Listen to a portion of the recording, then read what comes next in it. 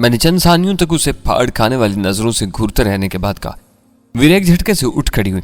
چلو کہاں جانا ہے؟ خم روانگی پر آمادہ پا کر جہانگیر کے چوکیدار کا چہرہ اتر گیا اور خوفزدہ نظر آنے لگا۔ ڈرو نہیں، تمہاری حفاظت کے لیے ایک مسلح آدمی یہاں موجود رہے گا، اول خان نے اس کے قریب جا کر تسلی دیتے ہوئے کہا۔ ویسے وہ بدماش دوبارہ ادھر کا رخ نہیں کریں گے۔ چوکیدار نے منہ ہی منہ میں بڑبڑاتے ہوئے بیٹری سے روشن ہونے والی ایمرجنسی لائٹ اٹھائی اور ہمارے آگے ہو لیا۔ ویرا اکڑتی ہوئی سب سے آگے چلنے لگی۔ وہ قالین پر جس طرح قدم جما جما کر چل رہی تھی، اس سے اندازہ ہو رہا تھا کہ الکوہل اس کے اعصاب پر خاصی حد تک اثر انداز ہو چکی تھی۔ اول خان کے آدمی اپنے فرائض کی وجہ آوری کے سلسلے میں بہت مستعد تھے۔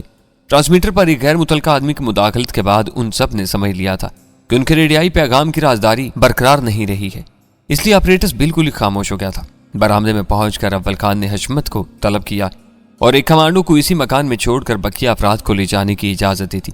لمحہ بھر کے بعد اس نے ٹرانسمیٹر استعمال کرنے کا ارادہ کیا تو مجھے اس کی بے احتیاطی پر حیرت ضرور ہوئی، لیکن میں نے اپنی زبان بند رکھی۔ اول خان نے اپنے آپریٹرز کا نشری بٹن دبا کر چند مہمل الفاظ پر مشتمل ایک مختصر سا فقرہ ادا کیا اور خاموش ہو گیا۔ اس وقت اس کے چہرے پر گمبھیر سنجیدگی طاری تھی۔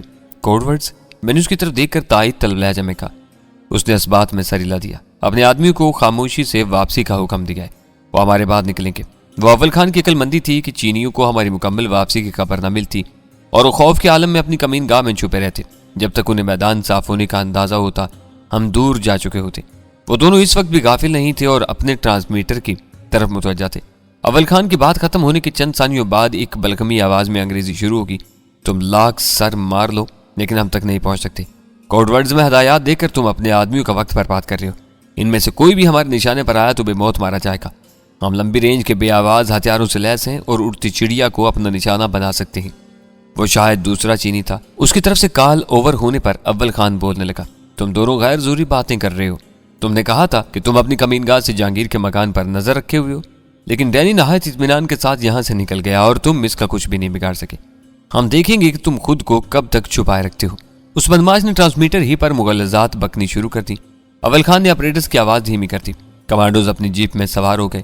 اول خان نے ہم دونوں کو اپنی گاڑی میں بٹھا لیا۔ چوکیدار ایمرجنسی لائٹ بجھا کر اپنے کیبن کی اوٹ میں ہو گیا۔ وہاں رکنے والے کمانڈوز نے آئینی پارٹے کی اوٹ میں رہتے ہوئے اسے پوری طرح کھول دیا۔ چند ثانیوں تک سنسنی خیز سا سکوت چھایا رہا۔ مجھے اندیشہ تھا کہ وہ دونوں کہیں سے پورا منظر دیکھ رہے تھے تو پارٹے کھلنے پر ضرور فائر کریں گے، لیکن تاریک فضا پر ہر طرف سناٹا چھایا رہا۔ تمہاری روانگی کا ذکر کر کے میں نے انہیں اشتعال دلانے کی کوشش کی ہے، اول خان پرخیال آواز میں کہنے لگا۔ مجھے حیرت ہے کہ پھاٹے کھلنے پر انہوں نے کوئی بے آواز فائر نہیں کیا۔ وہ خالی پھاٹک پر فائر کرنے کا سنگین خطرہ مول نہیں لے سکتے، میں نے کہا۔ فائر لاکھ بے آواز ہو لیکن گولی چلنے کا شعلہ اس اندھیرے میں ان کی کمین گاہ کو بے نقاب کر دے گا۔ تم ٹھیک کہہ رہے ہو، لیکن کسی بھی آتشی ہتھیار کے نال چڑھا ہوا سائلنسر فائر کی روشنی کو بڑی حد تک چھپا لیتا ہے۔ وہ لوگ اپنا مقصد حاصل کرنے کے لیے اتنا خطرہ مول لے لیں گے۔ روشن ماحول فائر کی روشنی بے شک معدوم ہو سکتی ہے، لیکن مکمل بلیک آؤٹ کے اس عالم میں تو روشنی کی ایک مہم کرن بھی نہیں چھپ سکتی۔ بہرحال تم اپنے آدمیوں کو اشارہ دو تاکہ روانگی شروع ہو۔ خدا کرے کہ وہ اپنے بے نقاب ہونے کے ڈر سے خاموش ہی رہیں اور ہم کوئی نقصان اٹھائے بغیر یہاں سے نکل جائے۔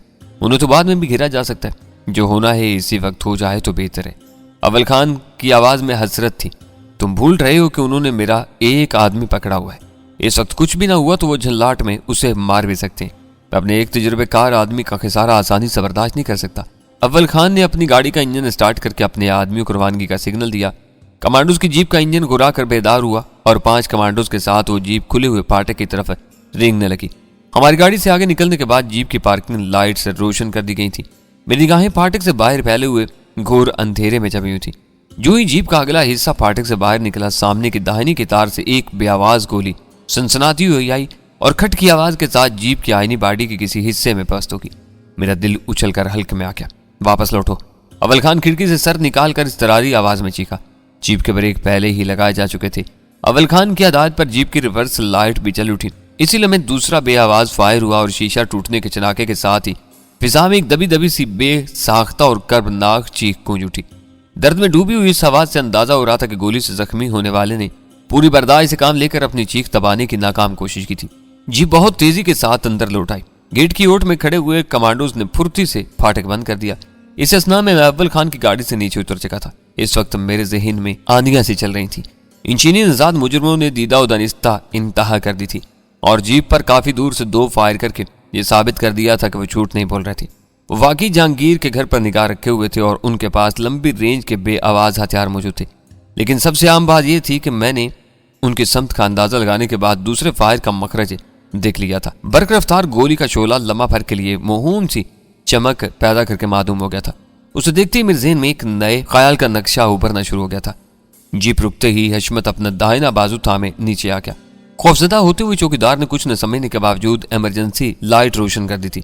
اس نے جیپ کی باڑی میں پیدا ہونے والی آواز کے بعد شیشہ ٹوٹنے کا تیز چھناکا اور انسانی چیخ ضرور سنی تھی، لیکن اسے یہ ادراک نہیں ہو سکا تھا کہ وہ سب بے آواز ہتھیاروں کا نتیجہ تھا۔ روشنی میں حشمت کی پوری آستین خون میں لتھڑی ہوئی تھی۔ اس کے ساتھیوں نے فوراً ہی اسے سنبھال لیا۔ مجھے کچھ نہیں ہوا، وہ پنسی آواز میں بولا۔ گولی بازو کا گوشت ادھیڑتی ہوئی چھت میں چلی گئی۔ انہوں نے گلی کے تیسرے مکان سے فائر کیا تھا۔ تیسرے نہیں، چوتھے مکان کی کسی کھڑکی سے گولی چلائی گئی تھی۔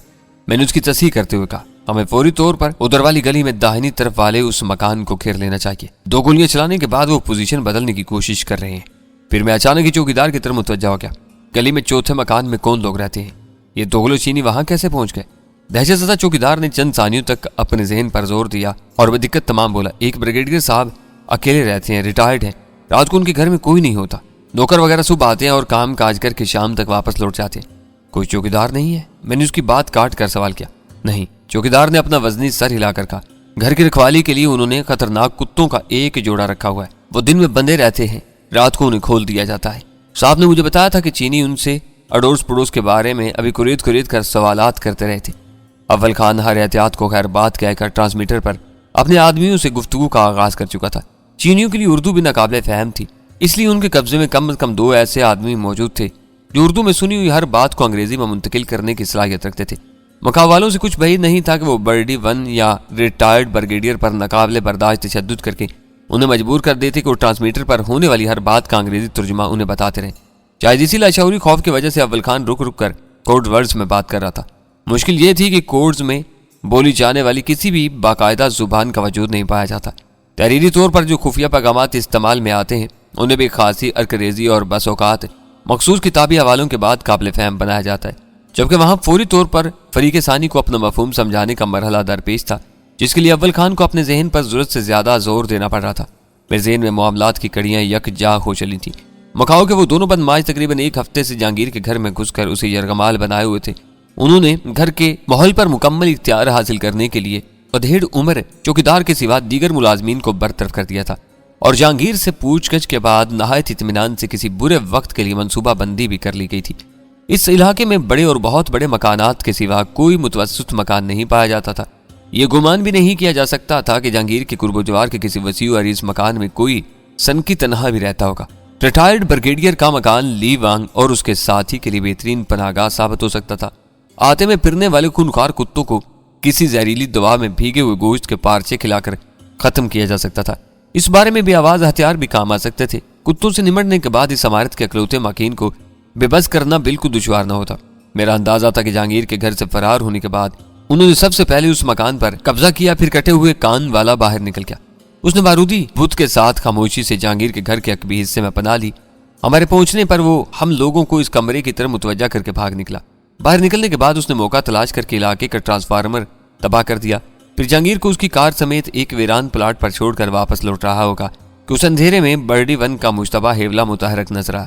اس نے مکاری کے ساتھ برڈی 1 کو بے ہوش کیا اور پشت پر لاد کر اسی مکان میں لے گیا جہاں 2 کتوں کی لاشیں موجود تھیں۔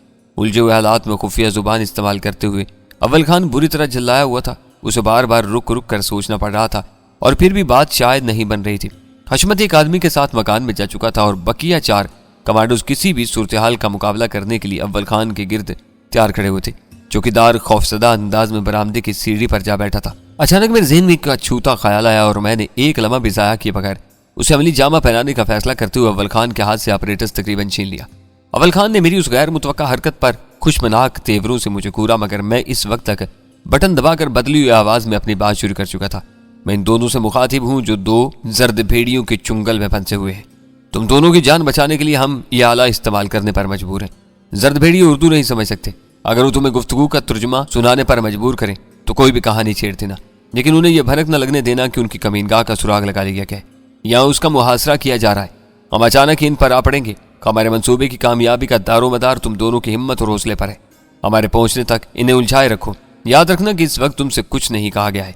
मैंने अंग्रेजी का कोई लफ्ज इस्तेमाल किए बगैर सपाट आवाज में अपना पैगाम बर्डिवन और रिटायर्ड ब्रिगेडियर तक पहुंचा दिया। मुझे यकीन था कि मुकाबले वालों ने उन दोनों को अपनी निगाहों से ओझल करने का खतरा मोल नहीं दिया होगा। अगर वो चारों एक मकाम पर जमा थे तो मेरा पैगाम मुतलका अफराद तक पहुंच गया था। मेरी गुफ्तगू के दौरान में अव्वल खान का गुस्सा पिघलते पिघलते हैरत में तब्दील हो गया और जब मैंने बटन ऑफ करके ऑपरेटर स्विच की तरफ बढ़ाया तो उसने अपने मातहतों की मौजूदगी की परवाह किए बगैर मुझे वालियाना अंदाज में अपने गले से लगा लिया और वो पूरे जोश से लरजती आवाज में बोला, अब मैं हशमत के बदन से बहने वाले खून की एक एक बूंद का हिसाब लूंगा। तुम्हारा दिमाग हर वक्त काम करता रहता है। तुमने अपनी तरकीब से मेरा काम बहुत आसान कर दिया। अब मैं खुलकर अपने आदमियों को पूरा प्लान समझाने लगा हूँ। उसकी बात मुकम्मल होने से पहले ही ऑपरेटर्स पर एक आवाज उभरने लगी।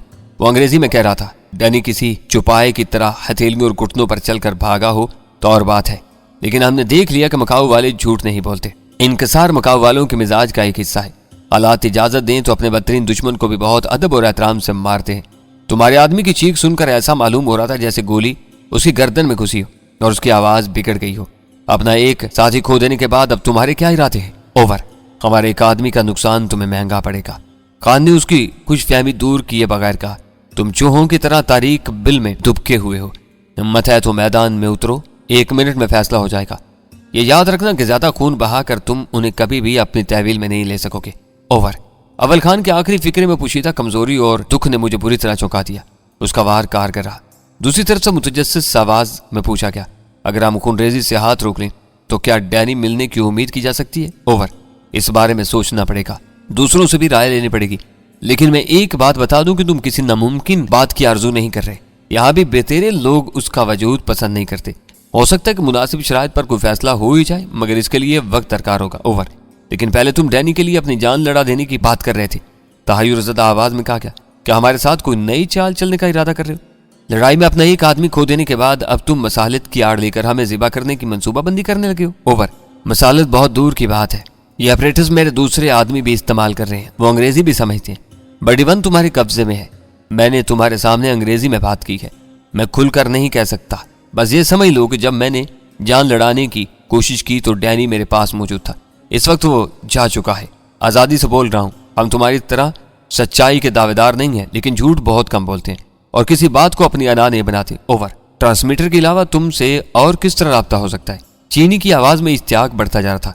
वह अव्वल खान के जाल में धीरे धीरे उलझता जा रहा था। फोन पर अव्वल खान ने स्टेशन 4 का एक नंबर दुरा दिया, फिर कहा, तुम्हारा नाम लीवांग है? ओवर। मेरा नाम चयांग फाऊ है। लीवांग मेरा साथी है। उसकी आवाज में तंजुम मुलामत के बजाय दोस्ताना रंग झलकने लगा था। मैंने तुम्हारा नंबर नोट कर लिया है। मैं सुबह तुमसे राब्ता करूंगा। सुबह नहीं, कल शाम 7 बजे। अव्वल खान उसे घिसने में संजीदगी का मुजाहरा कर रहा था। रात गुजर रही है, सुबह मुझे कई और आदमियों से भी बात करनी होगी। मैं 7 बजे इस फोन पर तुम्हारी कॉल का इंतजार करूंगा, लेकिन ये याद रखना कि मेरे आदमी का खिसारा तुम्हें पहले पूरा करना होगा। ओवर। लड़ाई में लोग मरा ही करते हैं। चयांग फाऊ की आवाज से बेपरवाही मुतशी थी। समझौते की राह निकल आई तो हम इसके बदले नकद तावान अदा कर देंगे। अब तुम चाहो तो बेखौफ खतर रवाना हो सकते हो। हम तुम्हारी राह में कोई रुकावट नहीं डालेंगे। और हाँ, तुम्हारे आदमी कब तक इस इलाके का मुहासरा किए रहेंगे? तुम्हारे साथ हम अपनी भी गुलू खुलासी चाहते हैं। गर्मी और अंधेरे में हम यहाँ पागल हो जाएंगे। ओवर। फिक्र मत करो, एक आदमी को गोली लगने की वजह से उलझन पैदा हो गई है। इसे निमटने के बाद मैं अपने तमाम आदमियों को भी लौटा लूंगा। इससे पहले तुम्हें बर्डिवन को आजाद करना होगा। फिर उसने चौंक कर सरसरी लहजे में पूछा, वैसे तुम इस वक्त इस इलाके की किस इमारत में मुकीम हो? ओवर। मैं बाकायदा मुफाहमत होने से पहले अपनी पनागाह की निशानदेही नहीं कर सकता। बर्डिवन के फौरी रहाई की शर्त भी नामुनासिब है। वो आज़ाद होते ही हमारी कमीनगाह की निशानदेही कर देगा। ये मेरा वादा है कि इस तारीख इलाके से बाहर पहुंचते ही उसे आज़ाद कर दिया जाएगा। अब इस पर कोई तशद्दुद नहीं किया जाएगा। ओवर। अब बातें चल ही निकली हैं तो ये भी बता दो कि जहांगीर को निकाल ले जाने के बाद तुम उसके मकान के पिछले कमरे में क्यों आ छुपे थे और बंदर के भूत को वहां छोड़ने का क्या मकसद था? ओवर। अव्वल खान ने कहा। ऑपरेटर्स पर चियांग फाऊ की तमस्खराना हंसी की आवाज उभरी। फिर वो बताने लगा, कमरे में मसहरी पर फैले हुए कागजात और बुत वाली बारूदी सुरंग का ड्रामा पहले से तैयार था। जहांगीर को लेकर निकलते हुए हमने यकीन कर लिया था कि डैनी अपने दोस्त की तलाश में आएगा तो भटकता हुए इस कमरे में भी पहुंचेगा और बुत को हाथ लगाते ही फना हो जाएगा। मगर डान क्वांग फू की दिली ख्वाहिश है कि डैनी को जिंदा हालत में उसके सामने पहुंचाया जाए। जब हमने अपने ठिकाने का बंदोबस्त कर लिया तो ली वांग फौरन जहांगीर के घर की तरफ रवाना हो गया। इसका इरादा था कि डैनी इस वक्त तक वहां ना पहुंचा हो तो उसे जिंदा पकड़ सके। मकान वीरान था। ली वांग डैनी के इंतजार में उसी कमरे में चुप किया, मगर बाद में पता चला कि डैनी अकेला नहीं कई आदमियों के साथ आया, तो वो मौका मिलते ही वहां से भाग खड़ा हुआ। डैनी को जिंदा पकड़ने के चक्कर में वो अपनी जान गंवाने का खतरा मोल नहीं ले सकता था। वापसी पर उसने डैनी और उसके साथियों में अफरा तफरी फैलाने की नीयत से इलाके को बिजली फराहम करने वाला ट्रांसफार्मर तलाश किया और उसे तबाह कर डाला। इस कार्रवाई से वापस लौटते हुए उसे बर्डी बंद नजर आ गया। ली वांग अकेले आदमी को बहुत आसानी से शिकार करता है, वो उसे भी साथ ले आया। ओवर। दिलचस्प कहानी है, अव्वल खान ने तारीफी लहजा में कहा। इसका मतलब हुआ कि कटे हुए कान वाले का नाम ली वांग है। यहाँ के चौकीदार ने तुम दोनों में यही एक फर्क बताया है। अब मैं अपना काम शुरू कर रहा हूँ, तुम दरमियान में दखल न देना। तुमसे कल शाम 7 बजे फोन पर बात होगी। Over and all. अव्वल खान ने गुफ्तगू खत्म करके फातिहाना अंदाज में अपने दोनों हाथ फिजा में उछाले और एक नए वलवले के साथ अपने चारों आदमियों को हदायत देने लगा। इस इलाके में रिटायर्ड ब्रिगेडियर का मकान किसी भी जराइम पेशे शख्स के लिए जन्नत से कम नहीं था। अव्वल खान को पूरा यकीन था कि वो दोनों इस मकान से कहीं और मुंतकिल होने की कोशिश नहीं करेंगे। इस गुफ्तगू के बाद उनकी ये खुशफहमी रासिख हो चुकी थी कि 2 फायर करने के बावजूद वह हर एक इन नजरों से ओझल थे। अव्वल खान ने उन चारों को फाटे के बजाय चारदीवारी के आखिरी कोने से बाहर कूदने का मशवरा दिया था, क्योंकि वो सिरा इतने फासले पर था कि सामने वाली गली के किसी भी मकान से उसे नहीं देखा जा सकता था। बाहर पहुंचने के बाद उन चारों को मुश्तबा मकान के अहाते में ताकील होकर इस वक्त तक चारों कोनों पर जमे रहना था जब तक तैयारियां मुकम्मल होने के बाद उस इमारत पर धावा बोलने का फैसला न कर लिया जाता। चारों कमांडोज का रवाना होते ही वीरा मुसर्रत अमेज लहजे में अव्वल खान से बोली, आज तुमने मेरा दिल खुश कर दिया। काश तुमने चियांग फाऊ से संजीदगी से गुफ्तगू की हो। डैनी का सौदा हो जाए तो इस शहर के बहुत से लोग सुख का सांस लेके, इन लोगों के पास दौलत के बेशुमार अंबार है। डान क्वांग फू की जरा सी खुशी के लिए ये लोग तुम्हें मुंह मांगी रकम दे सकते हैं। डान अपने वजन से डैनी की पसलियां तोड़कर बेअंदाजा खुशी महसूस करेगा। जिंदगी में ऐसे सुनहरी मौके बार बार नहीं आते। मुझे हैरत है कि तुम इतनी जल्दी नशे के असरात से आजाद होगी। अव्वल खान बुड़बुड़ाया। 2 गोलियां आते ही नशा हिरन हो गया था। वीरा हल्के से कहके के साथ बोली, मेरा नशा कभी भी गहरा और देर पा नहीं होता। इस वक्त मैं तुम्हारी हर कार्रवाई में भरपूर हिस्सा लेने के लिए तैयार हूँ। नशा हिरन हो गया था तो तुम्हें हशमत के मरम पट्टी में मेरे आदमी का हाथ बटाना चाहिए था। अव्वल खान ने शिकवा किया। STF वाले आईनी रिपोर्ट नहीं, गोश्त पोश्त के इंसान होते हैं। मेरा ख्याल है कि गोली गुजर जाने के बारे में वो झूठ बोल रहा है। फायर जिस बुलंदी और फासले से किया गया, उसकी रोशनी में गोली बाजू को फाड़ती हुई ऊपर छत की तरफ नहीं जा सकती थी। इसका रुख नीचे की तरफ होना चाहिए था। तुम ठीक कह रहे हो, मैंने इस बारे में गौर ही नहीं किया था। मैंने नदामत महसूस करते हुए कहा। वीरा एक लम्हा भी ज़ाया किए बगैर ड्राइंग रूम की तरफ चल दी थी ताकि हशमत की देखभाल कर सके। अव्वल खान को ट्रांसमीटर की तरफ मुतवज्जा होते देखकर मैंने टोक दिया, अपने काम में मसरूफ होने से पहले मेरी एक बात से नशीन कर लो कि इस मुहिम में हमें कटे हुए कान वाले ली वांग को हर हाल में जिंदा पकड़ना है। ये बहुत अच्छा हुआ कि तुमने उससे ली वांग की शिनाख्त की तस्दीक करा ली है। मालूम होता है कि तुम पर भी डान क्वांग फू का असर हो गया है। वो हंसकर बोला, तुम्हें ली वांग से क्या लेना है? यह बहुत अहम है। रवायती इलाज के चक्कर में जहांगीर महीनों तड़पता रहेगा। सर्जरी की नौबत आई तो जख्म भरने में भी काफी दिन लग जाएंगे। ली वांग अपनी महारत की बिना पर उसे थोड़ी देर में अपने कदमों पर खड़ा होने के काबिल बना सकता है। उसे ये काम निकलवाने के बाद तुम उससे अपनी पसंद का सलूक कर सकते हो। चंद सानियों बाद अव्वल खान बर्डी 7 को खालिस्तानी उर्दू में वापसी, दुश्मन की कमीनगाह के मुहासरे और फिर चढ़ाई के बारे में नपी तुली हदायत दे रहा था। वीरा ने यह अकलमंदी की कि हशमत की मरहम पट्टी से फारिग होते ही फ्लैट पर गजाला को फोन कर लिया। तो हम लोगों की तरफ से कोई खबर न मिलने की वजह से बहुत मुतवहिश और परेशान थी। वीरा ने किसी तफसील में जाए बगैर उसे हालात काबू में होने की नवीद सुनाकर फोन बंद कर दिया। घर से निकलने के बाद वाकयात इतनी तेजी से रुनमा होते चले जा रहे थे कि मेरे जहन से गजाला और सुल्तान शाह का ख्याल ही महव करा गया था। कदीमा यह था कि अव्वल खान ने फ्लैट छोड़ने से पहले अपने कुछ आदमियों को वहां पहुंचने की हदायत कर दी थी। वो हमारी रवानगी को कुछ देर बाद न सिर्फ शरफाबाद पहुंच गए थे, बल्कि उन्होंने गजाला और सुल्तान शाह को अपनी मौजूदगी का एहसास दिलाकर मुतमिन कर दिया था। मैं इस वक्त भी मुश्तबा मकान की चारदीवारी से चिपका सोच रहा था कि वीरा पर दीवानगी के दौरे कब पड़ते हैं और कब हालात में वो यकायक हैरतनाक फरजांगी के मुजाहरे शुरू कर देती है। वो लोग रिटायर्ड ब्रिगेडियर के मकान के बाहर थे। वीरा मेरे करीब ही दीवार से लगी खड़ी थी। इस समत में हम दोनों के अलावा STF के मजीद 3 मुसल्लह आदमी मौजूद थे। ये मकान दूसरे मकानों के दरमियान बना हुआ था, इसलिए इसमें दाखिल होने के लिए सिर्फ 2 ही रुख बाकी रह गए थे। सामने वाले रुख पर हम लोग मौजूद थे। अव्वल खान 2 मकानों का चक्कर काट कर पिछली गली के इंतजामात का जायजा लेने गया था। अपनी मरहम पट्टी के बाद हशमत बहुत पुरजोश नजर आ रहा था और हर कार्रवाई में अमली हिस्सा लेने का मुतमनी था। मगर वीरा ने अव्वल खान को बताया था कि गोली इसके बाजू में रुकने के बजाय गोश्त के मांस को फाड़ती हुई निकल गई थी, लेकिन जख्म बहुत गहरा और लंबा था। इसे बाकायदा तिब्बी इमदाद मिलने से पहले आराम की जरूरत थी ताकि दोबारा खून जारी न होने पाए। उसे रोकने के लिए अव्वल खान का ये इस्तदलाल भी था کہ چیانگ فاؤ اور لیو وانگ کے مکان کا رخ کرتے ہوئے جہانگیر کے گھر کو خالی نہیں چھوڑا جا سکتا تھا۔ کسی نہ کسی چاقو چوبند کا وہاں رہنا ناگزیر تھا۔ آخرکار حشمت کو ایک ساتھی سمیت وہیں رکنا پڑ گیا تھا۔ بعد میں ہم لوگ بھی اپنے ہتھیاروں سے لیس ہو کر اصل نشانے پر پہنچ گئے تھے۔ اس وقت تک صرف وہی 4 کمانڈوز مکان کے احاطے میں موجود تھے جنہیں اول خان نے سب سے پہلے ادھر روانہ کیا تھا۔ افرادی قوت اور ہتھیاروں کی تعداد اور نوعیت کے اعتبار سے ہماری پارٹی کو مکاؤ کے بدماشوں پر تباہ کن برتری حاصل تھی اور ہم دھاوا بول کر بھی تھوڑے سے نقصان کے بعد ان پر قابو پا سکتے تھے۔ لیکن اول خان اپنے تمام تر آدمیوں کی سلامتی کے بارے میں بہت زیادہ حساس تھا اور کوئی جانی نقصان اٹھائے بغیر اپنا مقصد حاصل کرنے کی منصوبہ بندی کر رہا تھا۔